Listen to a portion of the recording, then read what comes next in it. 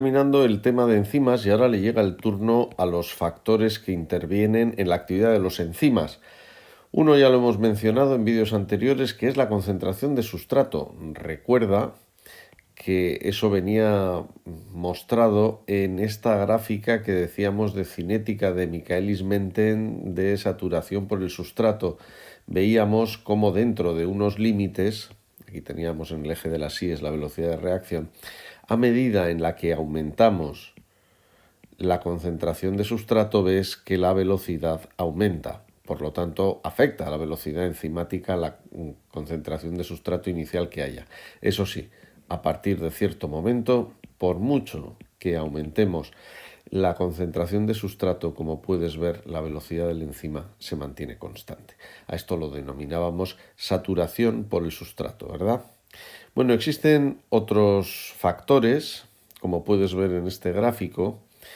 La temperatura, el pH, son, vamos a decir, factores que tienen que ver mucho con la desnaturalización del enzima.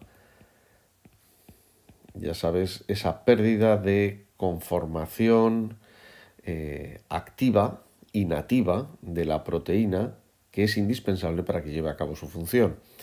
Y luego tenemos también los inhibidores, ¿no? Sustancias que al unirse al enzima alteran generalmente no, disminuyen la actividad de estos enzimas, ¿no? Son sustancias que reducen la actividad de los enzimas cuando se unen. Bueno, vamos a profundizar ahora en primer lugar en la temperatura y el pH. Vamos a ver qué tenemos por aquí. Tenemos aquí una gráfica en donde vemos tres enzimas y cómo varía su actividad según el pH. Vamos a ver la amilasa salival, que es un enzima que se fabrica en las glándulas salivares, que lo que hace es digerir el almidón, que como ves, pues tiene un pH óptimo neutro aproximadamente. ¿Sí? De 7,2 o algo así. Bien, así actúan la mayor parte de los enzimas. A nada que disminuyamos el pH o aumentemos el pH, ves que empieza a disminuir en gran medida, pero drásticamente, la actividad de los enzimas. Esto es porque se desnaturaliza debido a que se alteran, al variar el pH, la carga de los grupos R de los aminoácidos, varían las fuerzas electrostáticas de atracción y, pierde el enzima su conformación espacial nativa y activa. La mayor parte de los enzimas, insisto, tienen un pH óptimo neutro. Sin embargo, pues hay algunos que, dado que actúan donde actúan, pues tienen un pH óptimo adaptado al medio en el que actúan. Este sería el caso de la pepsina, que como ves aquí actúa a pHs muy ácidos, a pH 2, y es que la pepsina se lanza al estómago y sabes que en el estómago el pH pues ronda por estos valores tan bajos debido a la presencia de ácido clorhídrico. Entonces más le vale a la pepsina tener un máximo de acción a pHs ácidos. La pepsina lo que hace es romper los enlaces peptídicos, dicho de otra manera, digiere las proteínas. Y lo mismo hace la tripsina que tienes aquí, solo que la tripsina es lanzada al duodeno, en donde el pH es alcalino, y entonces su acción tiene que ser óptima a un pH básico, fijaros casi pues de un 9,5 aproximadamente. Muy bien, pues ya ves entonces cómo uno de los factores que influyen en la velocidad de los enzimas es el pH, y tienen que tener los enzimas un pH adecuado.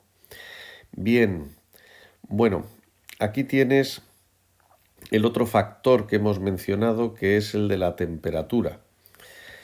Como ves, a bajas temperaturas prácticamente no hay actividad, pero no hay actividad ni enzimática ni de transporte, ¿sí? Porque se necesita que las partículas tengan cierta energía cinética para que puedan reaccionar. Y ya sabes que la temperatura lo que hace es dotar de velocidad, es decir, de energía cinética a las partículas. Bueno, a medida que vamos aumentando la temperatura, pues aumenta la velocidad de las reacciones químicas, y esto no solo es válido para las reacciones enzimáticas, sino para cualquier reacción. De hecho, en la mayor parte de las reacciones químicas no enzimáticas, esto seguiría subiendo, subiendo, subiendo, subiendo. A medida que se aumenta la temperatura, aumenta la velocidad de crecimiento, pues por ejemplo, de los productos. ¿De acuerdo? Bien, al llegar a una temperatura máxima, resulta que si se aumenta, la proteína se desnaturaliza y cae bruscamente la actividad. De nuevo, tienes que relacionar la desnaturalización con la pérdida de actividad por un aumento de temperatura. Y en esta gráfica final tienes el resumen de lo que he dicho hasta ahora. Recuerda la concentración de sustrato aquí, la famosa ecuación de Michaelis-Menten. Aquí el pH óptimo para un enzima. Esta gráfica suele ser simétrica para poder diferenciarla de esta gráfica de la temperatura óptima, que es más asimétrica. Ya sabes que aquí tiene pues un aumento, es decir, constante, paulatino, mientras que una vez que se desnaturaliza el enzima, esto cae bruscamente, ¿no? Mira, hay una enzima, lo voy a poner por aquí, que tiene una gráfica así. Es decir, fíjate que tiene pues una actividad óptima, una temperatura pues muy elevada, es casi 80-85 grados. Bueno, pues te quiero poner este ejemplo de este enzima, que es la TAC polimerasa, que es un enzima que se encontró en la bacteria Thermus aquaticus, que vive en aguas termales. Y entonces, claro, sus enzimas, y esta TAC polimerasa es una ADN polimerasa, es decir, una enzima que se encarga de replicar el ADN, tiene que estar adaptada a estas temperaturas tan altas. ¿Por qué te explico esto ahora? Pues bueno, para que puedas poner un ejemplo, y esto siempre asegura puntos en el examen, y luego porque esta TAC polimerasa la mencionaremos en el tema de biotecnología, porque es la que usa la técnica PCR para, a partir de una copia o pocas copias de ADN, obtener miles de copias en muy poquito tiempo. Es una técnica que se llama de amplificación de ADN. Bueno, pues ahora le va a tocar el turno a los inhibidores. Como te he dicho, los inhibidores son sustancias que reducen la actividad del enzima cuando se unen a ella. Y como puedes ver, tenemos dos grandes tipos de inhibidores y de inhibiciones, la irreversible y la reversible.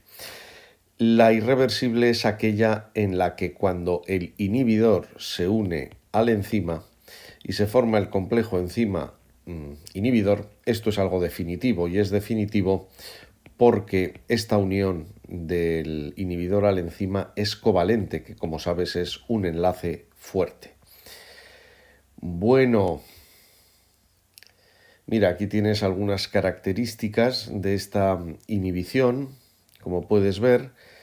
Sí que quiero decirte que esta inhibición reversible, aunque en un principio parezca que es algo malo, pues en biología, que es la ciencia de lo todo posible, por decirlo así, la respuesta es que depende, ¿no? Y esto es generalizable para todas las inhibiciones.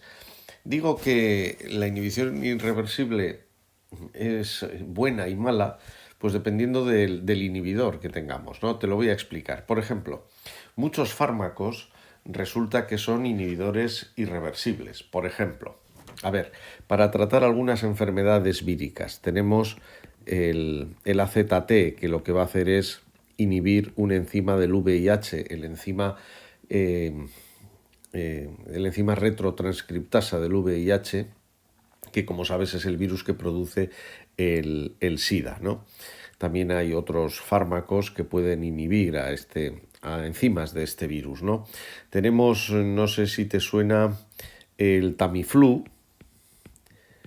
Bueno, te cuento estas cosas por si vas a estudiar farmacia, ¿no? Igual para que veas la importancia que tiene el conocer los medicamentos, ¿no? Que tiene un compuesto químico que se llama oseltamivir, y resulta que este oseltamivir, cuando va al hígado, se convierte en carboxilato de oseltamivir y lo que hace es inhibir a la neuraminidasa, que es una enzima del virus de la gripe.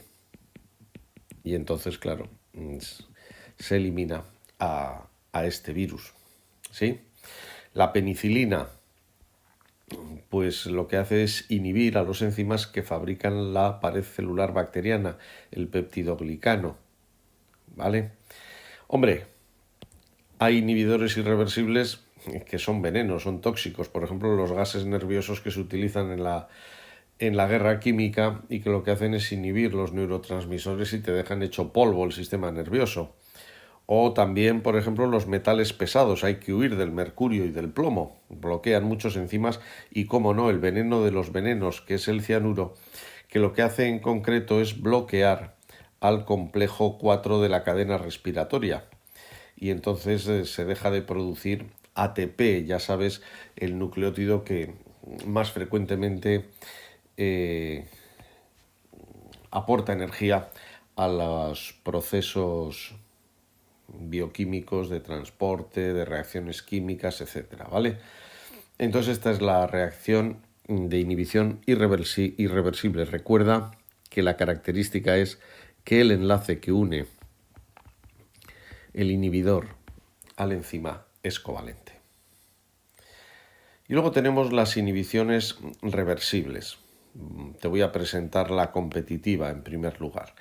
Estas inhibiciones, por supuesto, cuando desaparece o disminuye la concentración de inhibidor o desaparece o se libera el inhibidor del enzima, el enzima puede volver a su actividad normal. Vamos a decir que esto es una reacción reversible, ¿vale?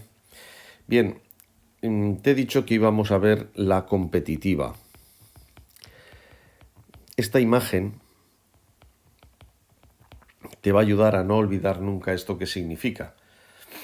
Esto representa el centro activo del enzima y, como puedes ver, tanto el sustrato como el inhibidor pueden unirse al centro activo. Y así se formará el complejo enzima-sustrato o el complejo enzima-inhibidor.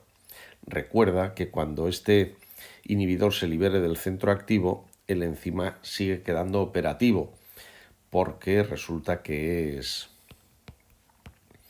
una inhibición reversible. ¿De acuerdo? Muy bien. ¿Y esto qué repercusiones cinéticas tiene en lo que se refiere a la velocidad? Vamos a ver si lo consigo o te lo consigo explicar bien. Tenemos aquí el enzima, ¿vale? Y voy a representar en verde el sustrato, estas bolitas. Y en rojo voy a representar el inhibidor. Vamos a ver, visto esto, ¿qué crees que es más probable que entre en el centro activo? ¿El inhibidor que he pintado en rojo o el sustrato que lo he pintado en verde? Evidentemente el rojo, ¿no? Hay más. Entonces, pues entrarán más inhibidores al centro activo y entonces entrarán muchos menos sustratos y habrá menos transformación de sustrato en productos. Disminuye la velocidad de la reacción química. Pero ¿cómo puedo conseguir que aumente esta velocidad? Pues añadiendo más sustrato. Mira la cantidad de sustrato que estoy añadiendo. A ver, ¿ahora qué te parece? ¿Qué será más probable que entre en el centro activo? ¿El inhibidor o el sustrato? Evidentemente el sustrato, porque hay muchas más, ¿verdad? No me estoy cansando de pintar sustratos, bolitas verdes. Llegará un momento en que, como hay tanto sustrato, la cantidad de inhibidor prácticamente es despreciable y es como si este proceso no existiese y podremos alcanzar la misma velocidad máxima. Lo único que hemos tenido que hacer es añadir más sustrato. Y esto se ve muy bien en esta gráfica. Aquí tenemos este enzima sin inhibidor y con inhibidor lo que vemos es que puede alcanzar la misma velocidad máxima, pero claro, mientras que esta velocidad máxima, pues básicamente, pues a partir de aquí, ya de esta concentración de sustrato ya la alcanza, pues aquí se necesita una concentración de sustrato mucho mayor para alcanzarlo. Cuando hay inhibidor, la mitad de la velocidad máxima se alcanza para un valor de K sub m mayor. Y como recuerdas de vídeos anteriores, esto significa que la enzima pierde afinidad y eficacia. Claro, es que hay un inhibidor de por medio. ¿Entendido?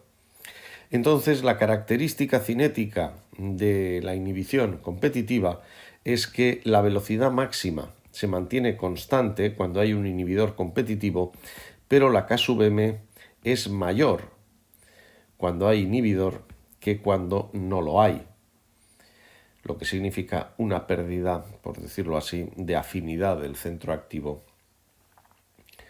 por el enzima. ¿Vale? Bien, esta inhibición competitiva, un aspecto muy interesante para el metabolismo. Esto es bueno, regular la actividad de los enzimas. Por ejemplo, en lo que llamamos inhibición por producto final o retroalimentación negativa. Vamos a ver, nosotros tenemos el sustrato A y después de una serie de reacciones enzimáticas lo que obtenemos es el producto Z. A la célula le interesaba en ese momento fisiológico producir la sustancia Z. Entonces, pues activa estos enzimas, pues se transcribirán los genes que tienen información para fabricar estos enzimas, etc. Y entonces empieza a aumentar la cantidad de Z. Pero en la naturaleza hay que ser económicos, o sea, tenemos que ahorrar. Y una vez que hay suficiente Z, hay que dejar de producir Z. ¿Para qué vamos a producir más de lo que necesitamos? Y resulta que Z es muchas veces un inhibidor competitivo del primer enzima de la ruta metabólica, con lo que se bloquea este primer enzima y ya no se continúa la síntesis de la sustancia Z porque ya hay más que suficiente. ¿No te parece que esto es una lógica biológica, vamos, maravillosa? Aquí tienes un ejemplo que te he puesto cuando queremos obtener el aminoácido isoleucina a partir de treonina. Pues hay una serie de enzimas que intervienen en esta transformación, pero resulta que la isoleucina es un inhibidor del primer enzima de esta ruta metabólica. Entonces, cuando aumenta mucho la cantidad de isoleucina, pues se va inhibiendo la actividad de este enzima. Lógico, ¿vale? Pues esto no es otra cosa que un ejemplo. Bien, más curiosidades.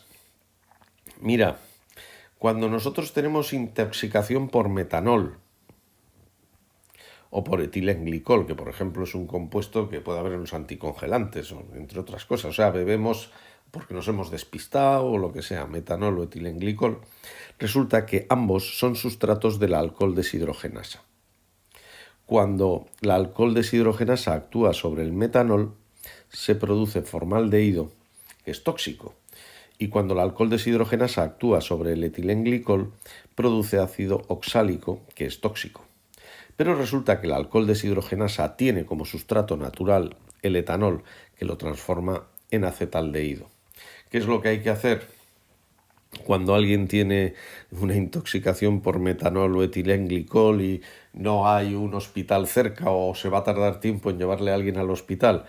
Pues lo que hay que hacer es abrir una botella de vodka y venga, a beber, porque el etanol compite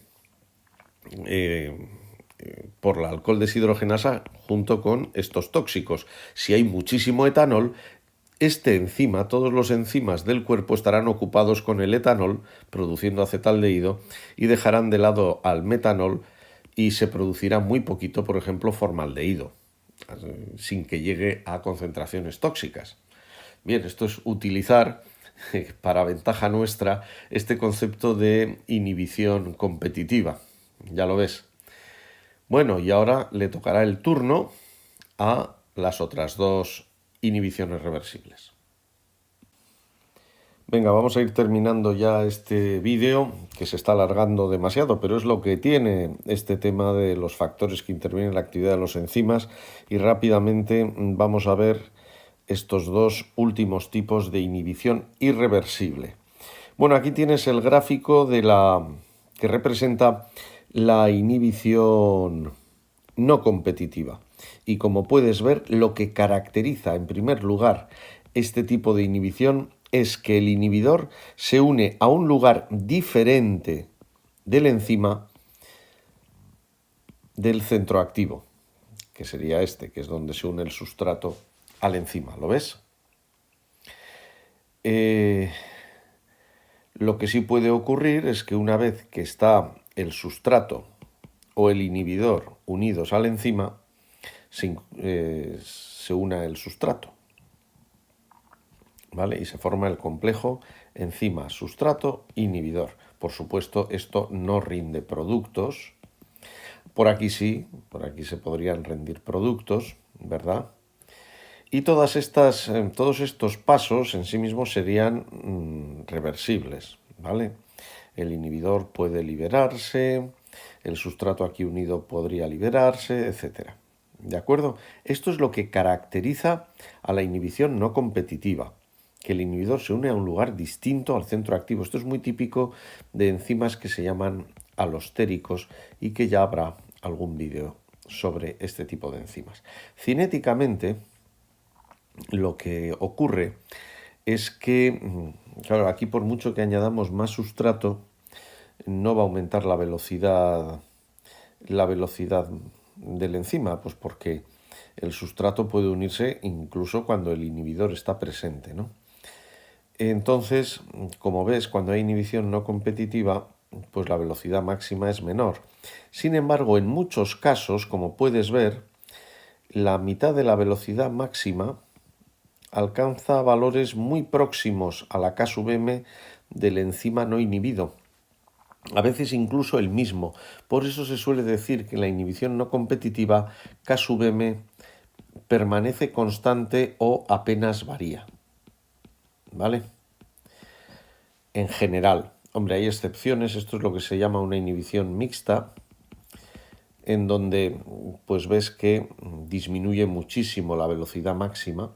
Eso sí que es muy característico de esta inhibición no competitiva, pero en este caso K sub m pues también ha aumentado bastante. Esto sería lo que se llama una inhibición no competitiva mixta. Pero las características que tienes que decir es que hay un descenso brusco de la velocidad máxima y que a veces la K sub m se varía poco, o incluso puede no variar. Y estas son las características de la inhibición no competitiva. Y por último, vamos a ver que se están cargando las imágenes, tenemos lo que se llama la inhibición acompetitiva, que tiene como característica, y es a un nivel de preuniversitario sería lo único que tendrías que saber, sería suficiente, que el inhibidor siempre se une al complejo enzima-sustrato, dando el complejo enzima-sustrato-inhibidor, ¿vale? Siempre. Aquí no. En la no competitiva recuerda que, como puedes ver, el inhibidor podría unirse al enzima libre. En el caso de la inhibición acompetitiva, esto no es así. Pues hemos llegado al final de este vídeo y de esta exposición. Espero que hayas tomado unas